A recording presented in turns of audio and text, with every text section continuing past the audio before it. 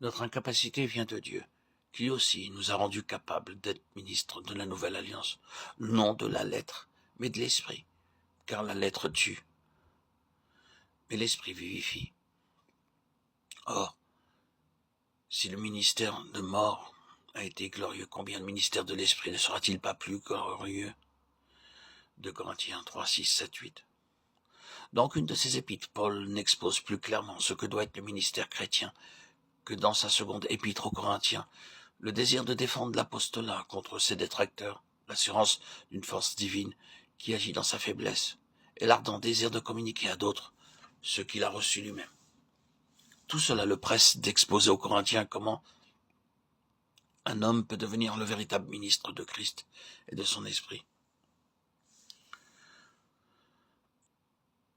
Ce texte de 2 Corinthiens 3, 6, 7, 8 nous présente la pensée centrale de l'apôtre. Sa force et sa capacité, toute la règle de sa conduite viennent de ce qu'il a été fait ministre de l'esprit. Si nous lisons dans la première moitié de cet épître les divers passages qui parlent du Saint-Esprit, nous voyons quelles sont à ses yeux la place et l'action que doit avoir le Saint-Esprit dans le ministère placé sous sa direction et animé de sa puissance. Dans cet épître, Paul est appelé à parler avec autorité. Il commence par se placer au niveau de ses lecteurs. Il leur dit que l'Esprit qui est en lui est le même que celui qui est en eux aussi. Or, celui qui nous a fait mis avec vous en Christ et qui nous a oints, c'est Dieu qui nous a aussi marqués de son sceau et nous a donné dans nos cœurs les arts de son esprit. 2 Corinthiens 1, 21, 22. L'onction de l'Esprit révèle aux croyants la présence de Christ, loin de Dieu, et le met en communion avec lui. Le sceau de Dieu nous donne l'assurance que nous sommes à lui. Les arts de l'Esprit nous préparent à l'héritage céleste et nous en donnent déjà l'avant-goût.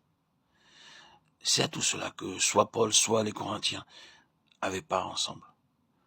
Quoiqu'il eût encore chez eux bien des choses mauvaises et répréhensibles, Paul les considère comme ne faisant qu'un avec lui en Christ, et il les aime comme tels. Celui qui nous a fait mis avec vous en Christ et qui nous a oints, son cœur est plein de cette conviction qui se retrouve tout le long de cet épître. Voyez, 1, 6, 10, 2, 3, que vous faites tout votre choix de la mienne. Pour nous, nous sommes vos serviteurs. La mort agit en nous et la vie en vous. Toutes ces choses sont pour vous. Vous êtes dans nos cœurs pour mourir ensemble et pour vivre ensemble.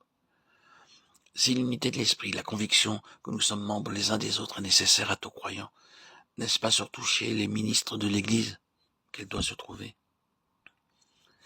La portée du ministère dépend de l'unité de l'esprit, de la nécessité de reconnaître que tous les croyants participent à l'onction de l'esprit. Mais pour cela, il faut que le ministre lui-même montre par sa vie qu'il a été oint et marqué du sceau divin, qu'il a reçu dans son cœur les arts de l'esprit.